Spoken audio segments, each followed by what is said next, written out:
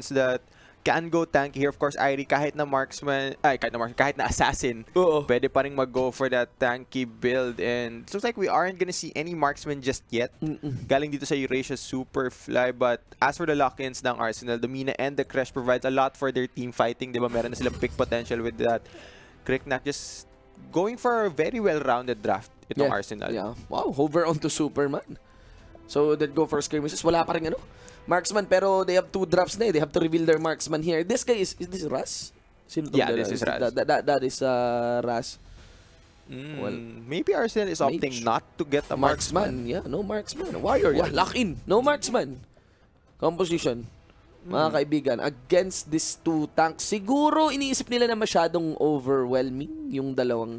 Pero mas okay nga may marksman ka pang shred ng tanks, or maybe they just want damage that bypasses the tanks. Well, they do have damage that will bypass the tanks with that Kilgroth. Meron silang on it. And I do think Kilgroth can shred front lines very easily. But speaking of marksman, Eurasia Superfly gonna lock in the Rourke as their last pick. So mukhang Eurasia will be playing with that marksman. Will have those DPS in team fights, but I'm looking at the team fight dito sa side ng Arsenal, Shin, and sobrang ganda ng engage nila at sobrang ganda ng control nila when it comes to team fighting. Yeah, especially with the Crash din, no? Yes. Yung control on offensive team fighting, they can even go for the reset. Pero usually kasi yung Metamorphosis, kahit ang ganda niya pang peel out, rin siya parang more on offensive siya kasi by that time na nag-Metamorphosis ka, si Crash battle mode na yun Diba? Makikipag-away na yan Pero very interesting lang na wala talagang marksman dito. And it does feel like parang na-offset yung signal. Parang wala kang makitang hero dito sa side ng Arsenal na tipong madedehado pag nakipag one-on-one tapos biglang may signal. Because they can just easily escape. They can just easily peel out. Tama. Pero yun nga, both teams actually going for pretty well-rounded drafts, but I feel like I'm favoring the side of Eurasia Superfly more since they have insurance with that marksman. One of the things sa AOV is if you draft a comp without a marksman, you really need to smash the early parts of the games because once you head on to the late game, pag wala kayo ng DPS na ganun, mahihirapan talaga kayo mag-close out. Especially with the dive, dun sa high ground tower, di ba? Especially with the dive dun sa high ground tower. Parang paano yun Lalo pa kung behind kayo, di ba? You cannot turtle it down kasi you have to put yourself within the range of the enemy because you don't have a marksman. Silipin natin mga kaibigan. Pasok na tayo sa ating game. Again, this is game 4, or rather series 4, game 1 of this best of 3. Alright. Ladies and gentlemen, again, this PPGL 2018 Season 3 Arena of Valor is brought to you by Globe Telecoms, Riot Games, Garena, Mineski Infinity, and is organized by the MET. So, hashtag laban pa. Yun yung Kriknak natin, no? Okay. Alam mo, Shin, itong pang-apat na best of 3 natin, iisip ko kung 2-0 lang na naman ba to or abot na ba tayo dun sa 3 games na yan. Kaso, mukhang lalaban muna tayo level 1. Yeah, they would go all in. Baldom yung face check dito. Maisay, malaki na bawas sa kanya. Nina, that is kite away. Ayun yung advantage ng may marksman. Diba? Si paring Rourke. Rourke, dive in! Napamali! Na first blood ka agad si Nina dito. Okay lang. In exchange for Rourke. Kaya pala. 1 for 1.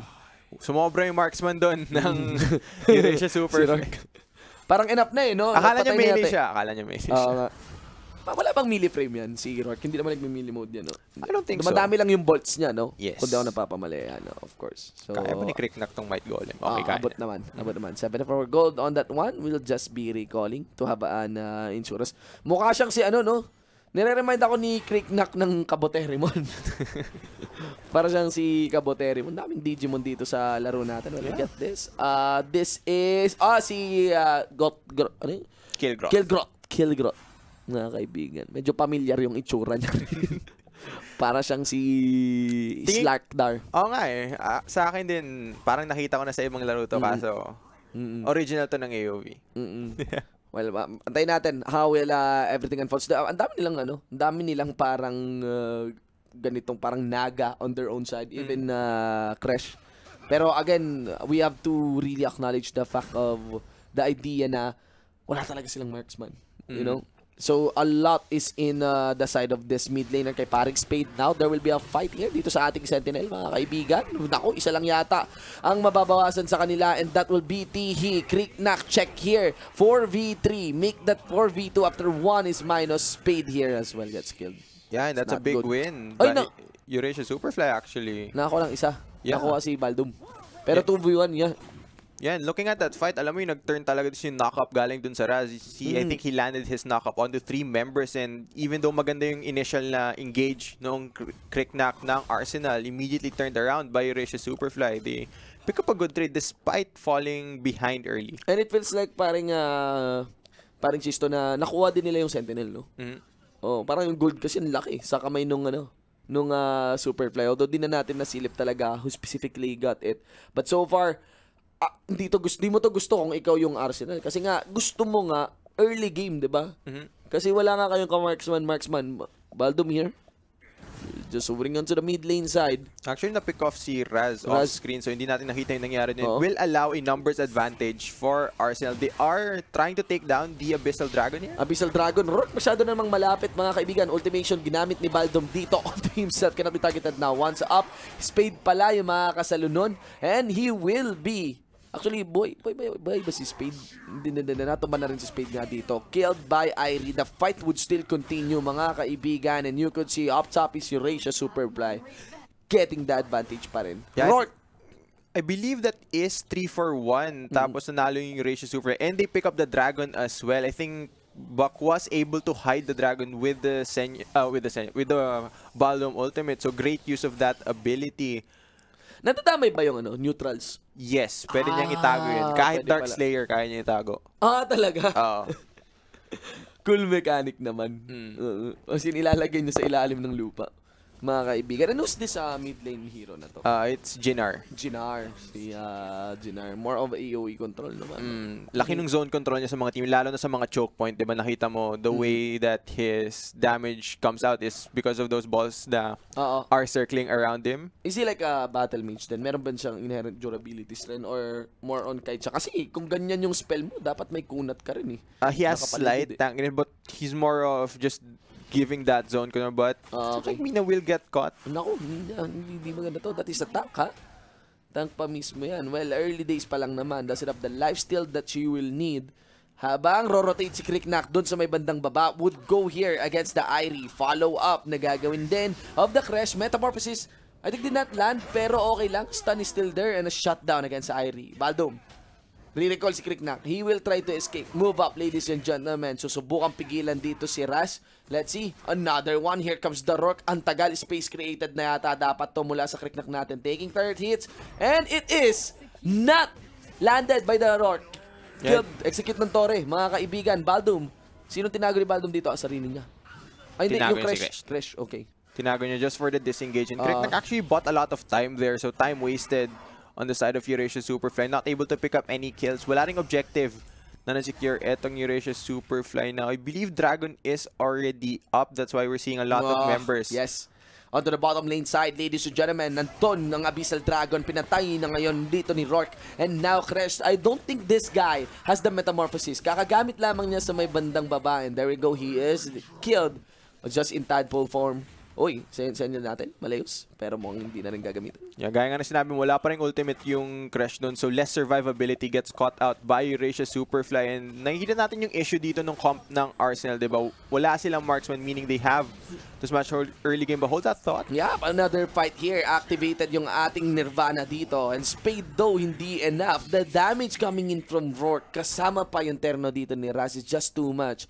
Buti na lang may durability si Nina. So she's the only one walking out alive mula sa laban na yun. Yan, balik tayo dun sa pinag-uusapan. Arsenal needed to win the early phase of the game, but it looks like that win condition has been thrown out of the window. Diba? Wala nga silang marksman, and moving forward, the later this game goes, the more it favors Eurasia Superfly. So you have to think, ano kayang pwedeng gawin dito ng Arsenal? Group up, siguro. Hindi ko pa nakita in action si Kilgrot masyado, no? It's just there, up top, maintaining lang yung waves. Ang problema kasi si Saniel, anytime pwede siyang sumali sa laban dito. Even Baldom. He has his own form of escape. Ngayon, ayan, nag-group up sila sa may bandang gitna. Hindi ko masyado maramdaman kung gaano ba talaga kalakas yung Cricknack dito, no? But maybe maging evident later on sa game pa natin. I mean, andun nga yung engage. Available yung engage sa side ng Arsenal with the Mina, but we're gonna see a fight top. Focus on to kill Growth, pero yung Rourke, hindi nila magalaw. One last hit. Buti na lang nakatakas si Exodus. Yeah, but that will force him back to base. Pangalan niya, Exodus, nagulat ako. It will force him back to base though, which does allow Eurasia Superfly free time to hit on this tower, and all melee kayo. Walang lalapit dito para i-contest. So, pretty much a free tower for Eurasia Superfly. Even Rush would be enough to get that zone against the members here ng Arsenal, mga kaibigan. Irie here in a top spot. Habol yung ating kill growth. Naku, dali lang niya na-check. Ang ganda naman ng angling ng Metamorphosis. Kaso lang alanganin din yung follow-up dun sa Metamorphosis. Hindi nakasunod na maayos dito si Nina. Baldum uses his ultimate to get that zone, predicting the movements here of the enemy. Medyo may ano yata, delayed, no? May delay kasi yata yung ultimate ni Baldum. Kaya pinipredict niya, no? It's actually an ace. Lang, eh. Yeah, it's an ace. Totally. Ni-rundown lang, mga kaibigan. Electric big enabler talaga dito is of the Ras. They have the freedom. They have the roar. A marksman, mga kaibigan, to easily check this mid lane high ground tower. Yeah, that was a really sad crash to engage na kahit okay yung initial na part, walang follow-up galing sa Arsenal, and Eurasia Superfly just stomped all the way over, and they will take down the mid high ground tower, and you have to think, anong kayang pwedeng gawin ng Arsenal dito? Your first thought is wala silang nahanap na counterplay. Totoo yan. And available na ang Dark Slayer natin dito. Maybe pag pinasimulan yan ng Eurasia Superfly, makahanap ng opening yung Arsenal. That's one. Pero you could see 4 members invested sa bottom lane side. They would be just as sure taking the easier objective of the Abyssal Dragon. 1 member less. Even go for the shove dito sa may bottom lane side natin. Yeah, pero, alam mo, I feel like Eurasia Superfly don't even need to go for the Dark Slayer. Hindi nila kailangan i-risk na kunin yung objective nila. Kasi alam nilang pwede lang sila mag-push forward with their marksman. And alam nilang there's nobody on the side of Arsenal na pwede mag-walk up sa kanila and could get out easily. So, the play here for Eurasia Superfly would just try not to make any risky plays and just push forward with the lead that they have. Totoo. No mistake na. Hindi na kailangan. Kasi, you know, if they just keep on repeating what they are doing without any mistake, parang sure win na. No, parang sure na for them. Pero there is that Dark Slayer sila. May nakabang. Exodus will just be closing in. Nakita siya ng site dito within the site of Ras. Ras now just staying dito sa likod ng ating Dark Slayer. And there is that. Uy, nakuha pa si Cricknack doon. That was the Irie, no? Oo nga, that was the Irie, mga kaibigan. Assassination done in against an assassin here. Mukhang hindi na kailangan masyado pa yung Dark Slayer dito kasi by the time na lumabas yung membro ng Arsenal, they're just gonna be removing them here and there. Lumiit na itong ating Crash, ladies and gentlemen. Baldum sa likod, hukayin yung base dito, but under the core, team of Eurasia Superfly will bring on the fight. The core is actually hitting Rourke here. Lalapit si Jobrex, lapit din ang Ras natin. Ang weird, parang baba. May backdoor protection ba yan? Kaya mabagal? Meron. Kaya pala. Kaya pala, naka-backdoor protection lang, mga kaibigan. Pero there is that. When the minion arrives, the backdoor protection is removed. Game 1 will go to Eurasia Superfly. Yeah, and yung pace ng game na yun, grabe, no? Bigla na lang natapos for the side of Eurasia Super. Ganito ba talaga ang AOV? Yeah, parang blink of an eye. Kaya matapos ng game. Magkamali lang kayo isa, mag-slip up lang kayo isa, tapos wala kayong wave na nakaposition ng tama, tapos kagad yung game na yan. Parang, pero ang comeback mechanic ba, ang slingshot mechanic ba ng AOV? Malaki. Malaki din. Nakaka-slingshot din talaga. Pero team fights, ganon. Team fights.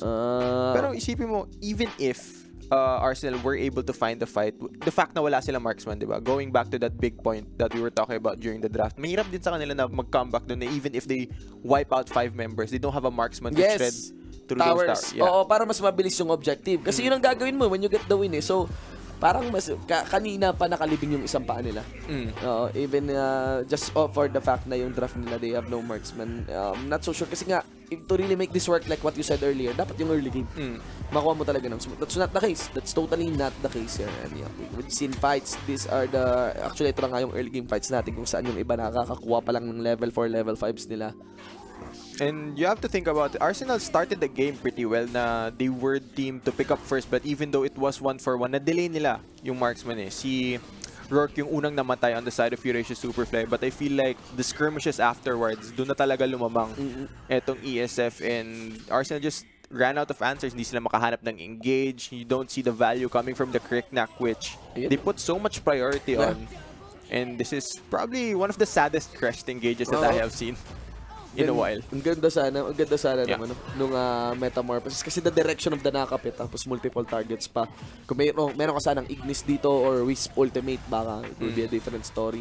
Pero there is that, hindi na nga binaba yung Dragon, no? Dragon icon sa dulo lang. Sa dulo. Sa dulo na lang yan nga, mga kaibigan.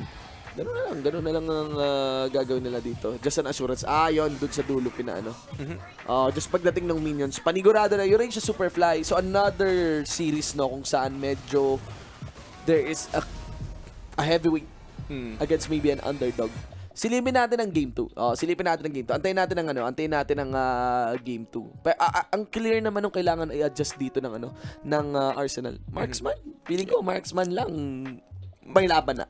Mag-iiba na yung the way that they play the game once they do pick up that marksman. Pero so far, the trend throughout the day is puro 2-0 tayo. Puro 2-0. Ayan nga. And, medyo nagbabadya itong itong Arsenal natin na matuklaw ng Eurasia Superfly Pro. Ito pa yung main team nila. Main team na nila to, no? Yeah. Ng Eurasia Superfly. Silipin lang natin. So, kanina, the approach of the draft was everybody's opening up. No? To the point na you did mention priority on the Cricknack. Feeling ko, balik na muna sila sa standard draft. I think na-skewed sila or they're like, they enter the game too confident maybe para sa Cricknack dito. Siguro kung hindi siguro, alisin yung Cricknack, just make a well-rounded comp, baka okay pa. Kasi Cricknack was permaban throughout the day, pero I guess we get to see the adjustments kasi papasok na muna tayo guys into pick and ban phase para sa game 2 na itong pang-apat nating best of 3 of the day. Swap sides muna tayo. It will be Eurasia Superfly dito sa blue side. So, Eurasia Superfly still looking into this Malok. Okay. Cricknack, nakakaagad ang gagawin ng Arsenal dito. They know that what they have done on game 1, they pwedeng gawin sa kanila ng Eurasia Superfly, and they still have that respect for that hero.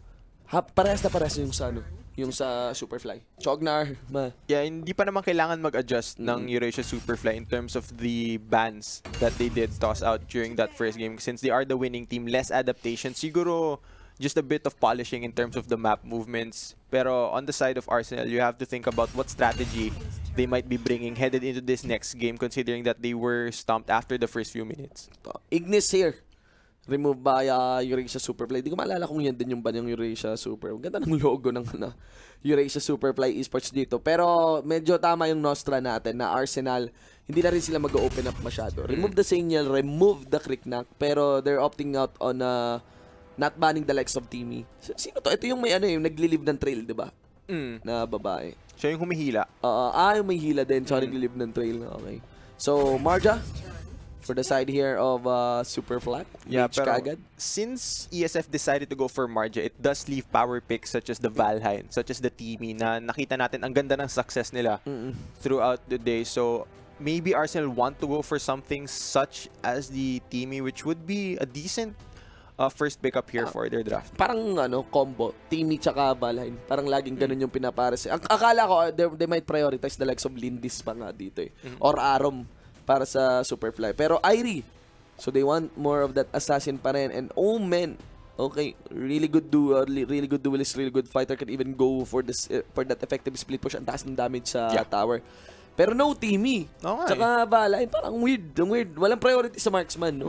Interesting na hindi Timmy yung nakikita natin. Maybe it is dependent on which team is picking banning. Pero yun nga, heavy skirmishing locked in here by Arsenal. Both Irie and Omen very comfortable pagdating sa split push. Very potent pagdating to taking down those towers. Pero anong power picks kaya ang makukuha ng Eurasia Superfly dito? We keep mentioning Timmy and Valheim. Yun talaga gusto ko makita dito because Timmy paired up with the Marja, sobrang hirap na patayin yan. No, they go for Nina. They can still go for Max. Siguro dito.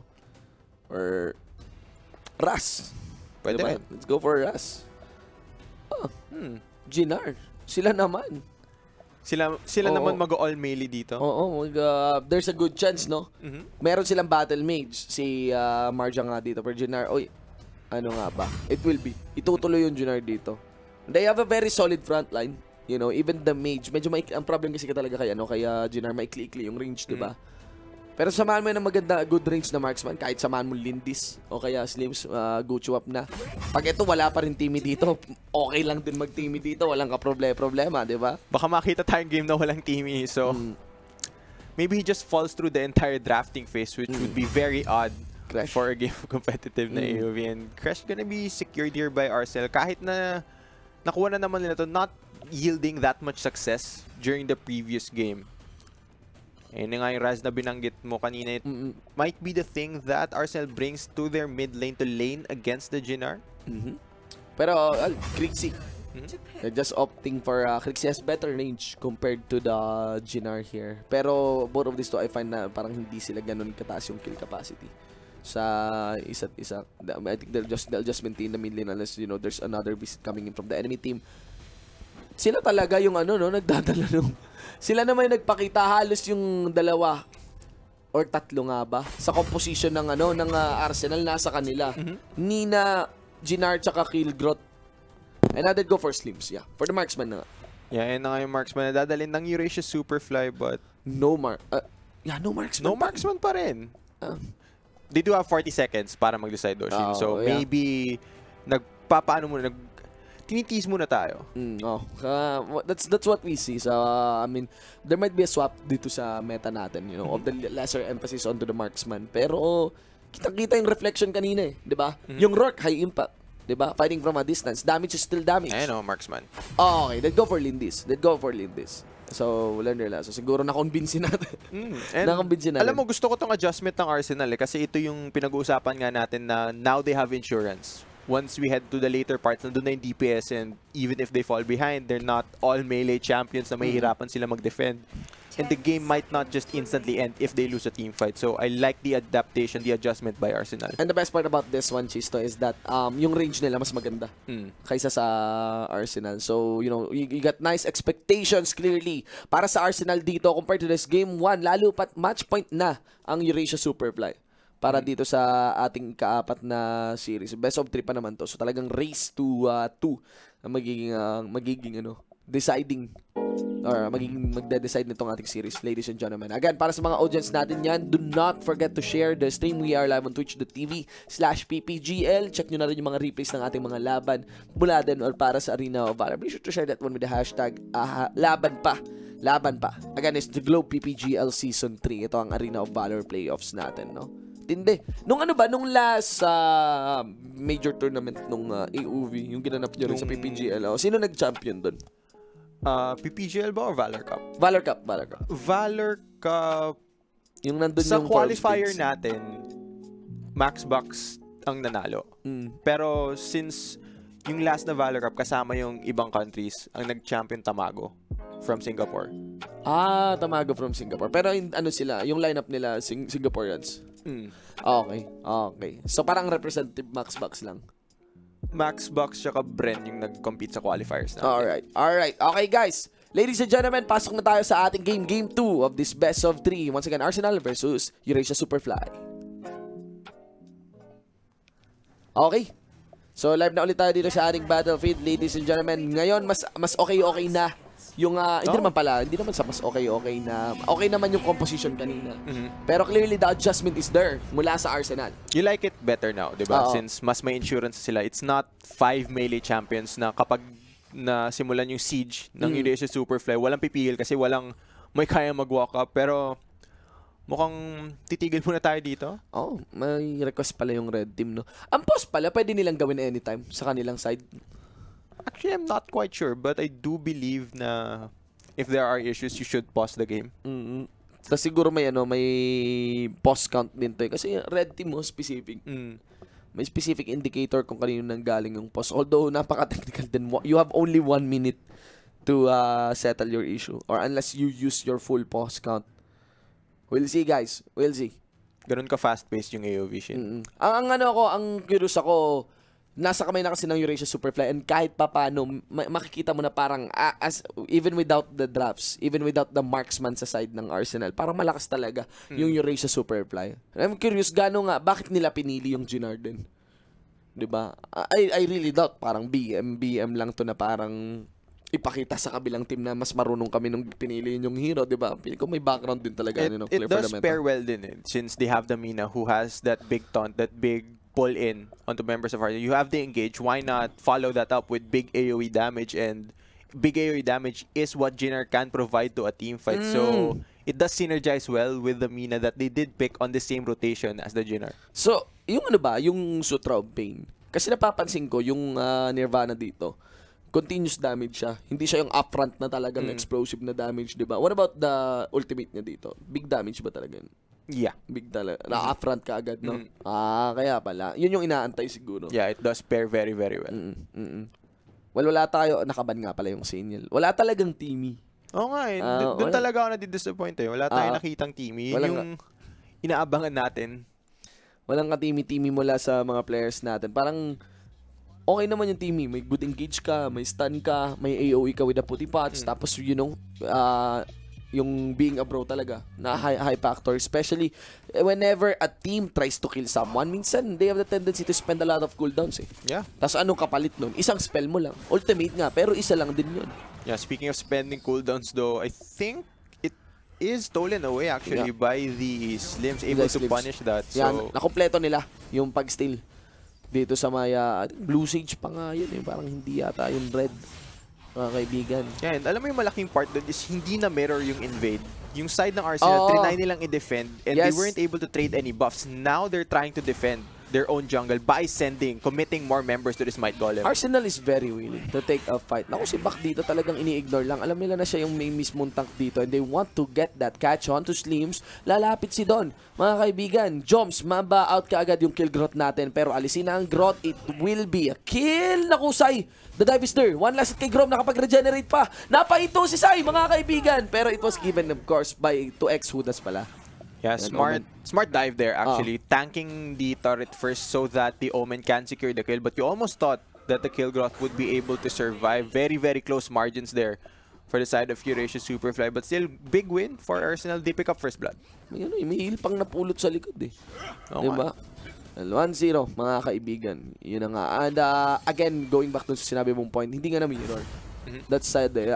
I do feel na itong Arsenal, parang gusto nila na makipaglaban talaga, no? They're very willing to get that early fight. Although compared than game 1, there is a little demand na makakuha talaga ng, or little pressure I would say, na makakuha ng early game lead. Nag-aantay lang ng mga pace checks dito pero napapansin yata sila ng Dragon. On to Zell, knock up coming in mula kay Spade dito. And another spell. Nabinato dito ng ating Irie, Jobrex. Mga kaibigan, battering beats landed there by Jinar. Refocus naman, Abyssal Dragon once again. Makakukuha yung aggro dito nila Slims. Sino ang kanyang babanata? Nakikikite din. Slims tsaka Lindis. Ang dalawa nag-aaway para sa Abyssal Dragon dito. This is a 4 versus 4 collapse, ladies and gentlemen, with Eurasia Superflies cluring the Abyssal Dragon. Patay ang Crash. Check na rin ng Lindis natin. Up top, it will be another chase landed here against the Irie and the Crixie. Wala na rin siya magagawa. Aatras pa sila. Kakalabas lang nung Sage Golem. Ang daming win kaagad. In that few seconds, ang nakuha ng Superfly. Dalawang kill, pati ang Dragon. I think ang biggest factor dun, Shin, ay yung lack of ultimates available on the side of Arsenal. Ang dami pa rin sa kanyang level 3 pa lang. So, no access to their ultimates during that fight means na kayang-kayang durugin ng Eurasia Superfly yung particular skirmish yun. And they did translate it into a lot of objectives. And just like that, they blow this game wide open. 3 minutes, feeling ko, chisma. May feeling mo, makaka 8 minutes tayo dito eh. Ang Slims kasi grabe sa Torre yan eh. Diba? All you need is to deliver. Yun ang ginawa nila. Pakuha nila nung Sage. Dapat by that time, naka-recover na yung Arsenal eh. Para depensahan man lang yung first tower nila sa baba. Pero wala, basag na kaagad. Now, they want to get that fight naman sa top lane side. Kasi by that time, magre-reset na rin yung nakuha nila, yung nanakaw nilang buff dyan, diba? On the early parts. Ayun, 2K gold lead so far dito for Eurasia Superfly. They have their Mina. They want to look for a fight dito sa mid lane. They have a lot of damage available kaso may numbers advantage ng Arsenal. Yeah, 2 versus 3 magiging sitwasyon natin. And even Mina, well, makikipaghiwaan siya pero tank lang din yung binabanatan niya dito. Omen moving down. Masisilip ni Mina. No vision against him. It will be revealed though. Omen ang mapapansin dito ni Killgrot. Yeah, pero you have to watch out now since Arsenal, ngayon meron na sila mga ultimate. Now they have the tools to possibly turn a fight. But what I'm looking at is that Slims already level 8, highest level in the game. Napakalaki ng damage na ilalabas nito ni XY pagdating sa mga team fight na dapat. Yeah, activated the heal. Activated his heal and mana regen. I think he's G and willing to take the fight. They are eyeing to actually land that spear against Omen. Buti na lang, hindi tumama mga kaibigan. Poison Ticks is real as well mula kay Slims. Yeah, pero kahit hindi tumama yung speed, nakita mo pa rin yung damage na kayang ilabas netong Slims. Oo. There's almost no threat onto him since he has a ton of range and the ability to reposition with his hop away. So, very difficult for Arsenal to actually lock down XY. Tapos parang Chisto, wala pang ang crits yun eh. Yung kay Slims. Pero ang sakit na talaga. Puro attack speed lang. Just the base damage and the attack speed. Iniinda na yung sakit dito. Ladies and gents. Oh, Nirvana is activated. Sutra of Pain also in the front here of Crixie. Another check. Ang bilis ng spear dito ni Slims. Kaso hindi na follow up kaagad. And that would allow for the Metamorphosis to be activated. Gnar is down. Slims with all the free hits in the world. Connect this one onto that minion. Nagkikrit na po. 850. Just go. Yeah, and despite the ultimates already being available for Arsenal, Shin, grabe talaga itong si XY on that Slims. With the lead that he has, he's able to abuse it, able to position himself properly to shred through the front line of Arsenal. Abyssal Dragon, no? Minamani niya na nga lang din eh. Kayang-kaya yan. Alam na damage. That is big. Every hit, hindi bumababa sa 466. Some are ranging for at around 580. This is gonna be tough. Now, maybe they want to get that assassination onto Joms. Jump in by the Crash. That is 3, pero mamba out si Joms. Yeah, mahirap din i-lockdown itong si Kilgroth. Even if they do have crowd control, the Kilgroth ultimate will just negate all of that and thus have the dash away. Ngayon, 1v1. I don't think Iris gonna win this 1v1. Marja, this tough Ira pa yung kinalaw. I mean, control mage meron pa yung spell steal na mangyayari. Good dash, good shadow out dito ng ating Irie, mga kaibigan. On to Nemo. So XY pala, doon pa rin si Slims. Still gaining up those items. Even the piercing damage is just too much. He's also trying to predict the movements of this papunta dito sa may mid lane inner tower. Alam mo, XY is taking over this game. Yeah, totally. And isa pang teamfight na mapamali dito ang Arsenal, especially if they're not able to land that crowd control against Slims. Dali basagi ng Torres sa gitna. Sobra. Lalo na kung ganito kalamang. Ganito kalaking lamang ng yung Slims na 100% yung kill participation, 3-0 and 3. So definitely, Eurasia Superfly playing around their most fed members, which is exactly kung ano yung kailangan mong gawin if you want to win. This AOV, ladies and gents. No, another swing there. Para kay Crixie. Omen though. Yan lang. Wala lang crowd control para sa kanya. Papansin ko pala, no, kahit ang tatagal ng mga crowd control sa AOV, hindi ganun ka-spammable, no? Hindi ganun karamit kadalas. Oy. Speaking of crowd control, we might see an engage here coming from Eurasia Superfly. At binasig na pala nila Gnar yung inner tower doon sa may mid lane natin. Collapse, Metamorphosis activated. Though the Nakapa did not see their Gnar killing X who does here. Omen pa. Dalawa na ang nawala. Dito rin sa membro as the Crash will also go down sa kapwa Shoko niya. Kilgroth that is lapit. Flicker pa. Just to get the check. Di ba? Dito kay TE, pero hindi na kailangan gawin yun. Gennardo taking tower hits. He will be down. Irie will not decide to join the fight. Here into the top lane, will just go for the split into the bot. Hindi niya pa nga nabasag yun. At si Slims bumupush dito, so talagang easy to. Naku po. Yeah, libreng high ground tower. And despite Gnar falling down after that top lane fight, small loss yun on the side of Eurasia Super. That is worth it for them. They finally break open the base of Arsenal. Now, let's see how does Arsenal defend against ESF, against this super fed Slims. This is tough, mga kaibigan. Onto the Might Golem. Even this Marja has the freedom na makipaglaro sa tatlo. That's how she underestimates the damage. She was able to steal. Nakuha niya pa. 3v1?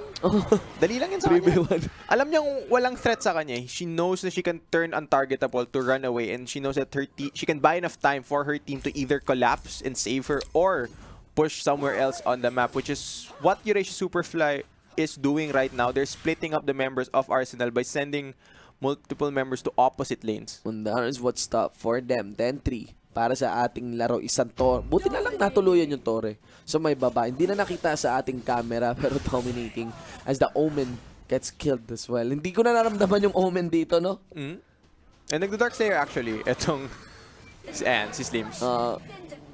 Tinuman lang nila yung Dark Slayer. Yep, the damage is there. Yep. Look at the crits then. 800 yung pinakamababa. Averaging at around 1-4. Ladies and gentlemen, Dragon is summoned. They want to go for the push. They want to finish this now. Another stun. Good thing it's not connecting para sa side dito ng Arsenal. Crash activated the Metamorphosis. He will go up front. Slips is just kiting away with all that he can. Also sa likod, pasok si Jones dito. Kasama din si Kilgro. Ay, si Jinar. Mga kaibigan, Sutra of Pain activated and the Nirvana already off duration. Look at those numbers. Look at those crits into the core. No members are down. Eurasia Superfly takes the 2-0 easy against Arsenal. Nako naman.